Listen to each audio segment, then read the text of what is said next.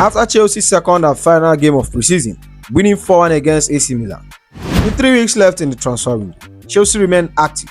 So today we break down the breaking news on Alejandro Garnacho, finding out on what is holding Xavi Simons there, review Maresca's plan after Kowi injury. We break down and review the Chelsea for AC Milan ban, discuss the latest on Chelsea forgetting man. But before we get into all that, you know what to do. Like the video, subscribe to the channel, drop a comment. We're on the road to 10k subscribers. Let's get into it. Chelsea's preseason is coming to an end, and all I can say is that we are beginning to look dangerous. After a commanding 2-0 win over Bayer Leverkusen, Chelsea stepped back onto the pitch at Stamford Bridge for our second and final warm-up before the Premier League season starts, and made a quiet statement with a 4-1 demolition of AC Milan. But this wasn't just a preseason friendly, this was a dress rehearsal. And judging from the football we saw, Chelsea are sending a clear message to Crystal Palace ahead of the next weekend opener. Enzo Maresca went strong for this one. No experiments, no half-fit youngster. This was a Premier League ready 11. Robert Sanchez in goal, Captain Reece James at right back, Tosin and Trevor Chalobah as centre back pairing, Marco Cucurella on the left, double pivot of Moses Caicedo and Enzo Fernandez, and a front four of Pedro Neto, Kopama, Jamie Bino Gittin, and Joao Pedro leading the line. The message is crystal clear. Maresca wants us sharp, drilled, and ready to play his minutes from the minute 1 of the Premier League season. From the first whistle, Chelsea dominated possession, dictating the game classic Maresca style. The build-up was calm, patient, and deliberate.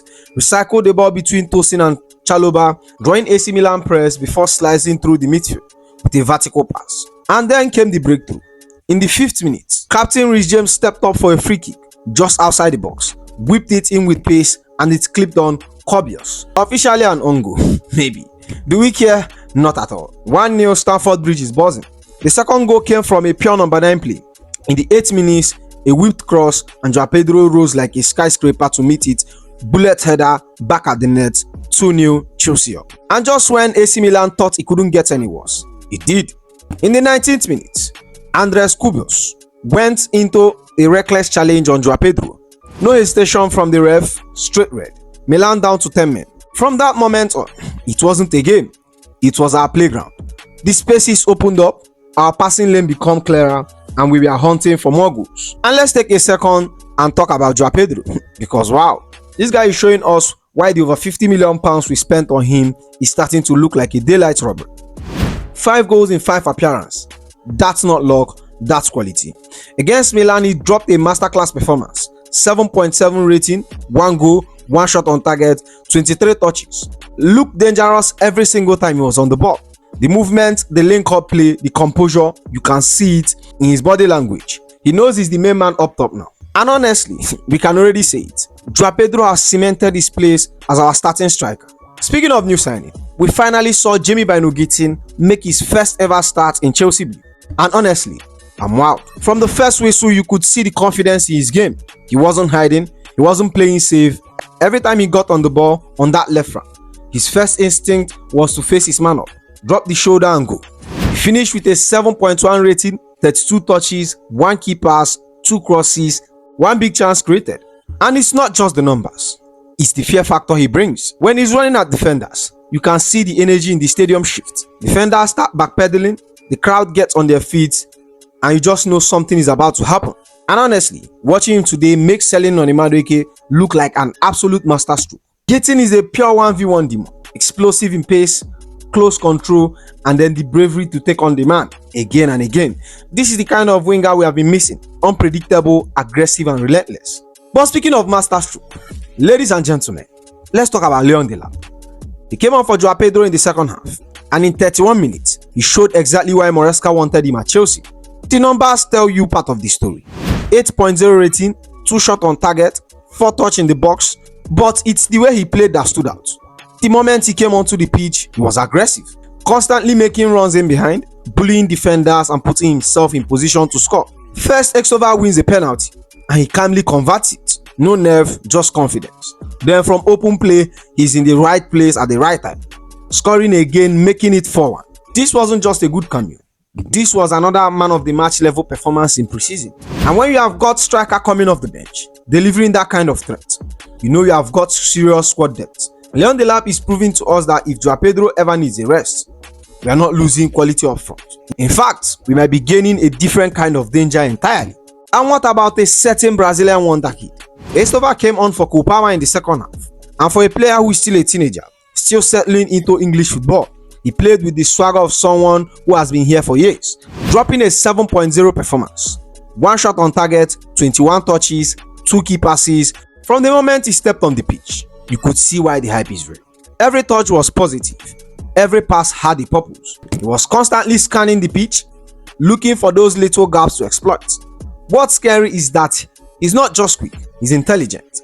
The way he times his passes, the way he drifts into spaces, the way he links up with the fullbacks, it's all beyond his age. And you know what is even better?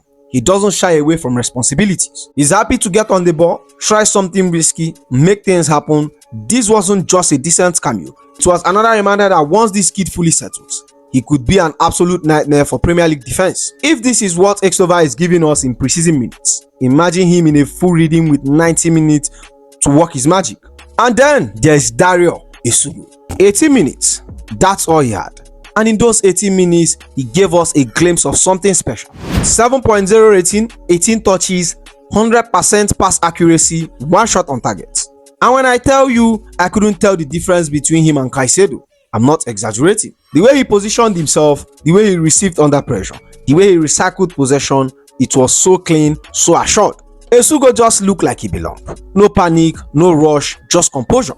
For a young midfielder stepping into a team that is already in full flow, that's impressive. If this is the level he's bringing off the bench, Maresca is going to have a real selection headache this season. The match ends 4-1. We finish with a 53 ball possession, 19 shots and control from the first minutes to the last. Players like Caicedo, Reece James, who was an absolute rock today, Kopama pulling the strings in the final third, and Cucurella bombing up and down the flank. Everyone played their parts. This wasn't just individual shine. This was the team click. But now we turn the page, because next weekend is the real thing. The Premier League opener against Crystal Palace. We had our rehearsal, we tested the system, we have seen the new boys deliver, and if we bring the level of control and creativity and the killer instinct into the league, I can't lie, but to say, Palace are in trouble.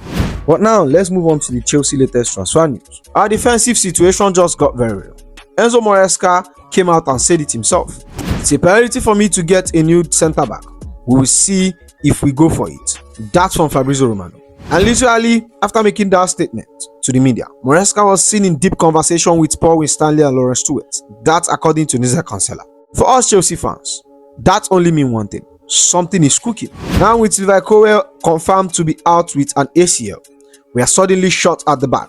And before anyone says keep Renato Veiga, Fabrizio Romano has confirmed that the intention is still for Renato Veiga to leave Chelsea despite Colwill injury. And that leaves us with in-house solutions. Trevor Chalobah, new signing Joao Heto, Tosin Adrabayo, Benwai Badeshu, Wesley Fana, who is set to return later this week, and the young and fearless Josh Archampong.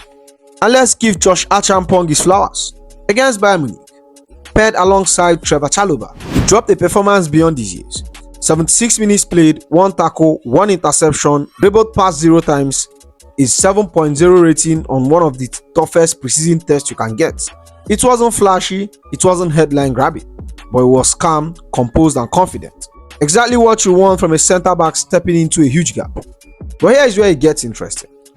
Mike Gret reports that Liverpool have a clear run at McGahey because you are prioritizing other transfer targets.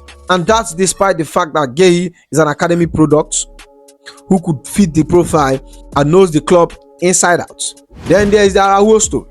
The football Hispano claimed that we are preparing a concrete move for him before the window shuts.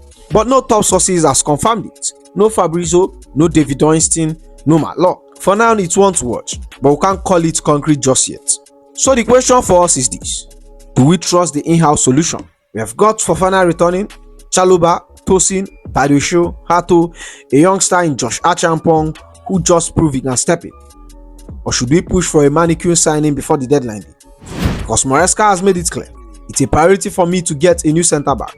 And when the manager says that publicly, it's usually they are sending a message to the board, the fans, or maybe a transfer target watching from distance. As it stands, the situation can go either way. We have got in-house options, but we also have the opportunity to make a big statement in the market. With European football back this season, depth at the back could be the difference between success and an eye of frustration. So what do you think? Should we trust the squad we have got, or should we go all out for someone like Araujo? We'll be watching every development closely, so stick around because things could move very quickly from here. But moving on, Alejandro Garnacho to Chelsea. The saga just shifted into overdrive. Fabrizio has confirmed it. Understand, Alejandro Garnacho has agreed every detail of personal terms with Chelsea. Done deal on the player side, he only wants Chelsea as revealed since July. Next step, negotiation on fee with Manchester United. And when the player side is done, it isn't a matter of if anymore, it's a matter of when. This is getting incredibly real now. Put it simply, it's only a matter of time before he officially becomes a Chelsea player. If you haven't let that idea sink in, now this is the time. Because now it's absolutely inevitable. Ruben Amorim doesn't want him at Manchester United anymore. And it's not just speculation, it's being hinted at publicly. The relationship has deteriorated, and Amorim has reportedly told Garnacho, you better pray that you find a club to sign you. Let's be real, when the manager is telling you, you pray you land somewhere else. That says everything. Fabrizio has laid it all out. Personal terms done, player preference, Chelsea, obstacle, just the fee negotiation. A note of £50 million has been speculated that Manchester United as benchmark. Chelsea may push for lower, but when player and coaching staff want you gone, that weakens United privilege. Here is where things stand. Player side done, manager at United not backing him, Chelsea ready and waiting. All stands between Garnacho and Stamford Bridge is a handshake on paper. But moving on, we have been following the Xavi Simons saga for weeks now, and honestly starting to feel like one of those transfers where every day you hope for a breakthrough, but instead, silence. According to Skyscape, via Transfer Zone, Chelsea values Xavi Simons near £50 million, whereas Leipzig valuation is around £60 million. Talks remain ongoing with both representatives of the club. But here's the thing, right now there is no visible update. It looks like the deal is starting to drag out. We have been hearing the same numbers for a while now, and while the interest is concrete, neither side has made the decisive move to bridge the gap. For us Chelsea fans, it's frustrating. Xavi Simons has made it clear he's keen on a Premier League move, and we know what he could bring.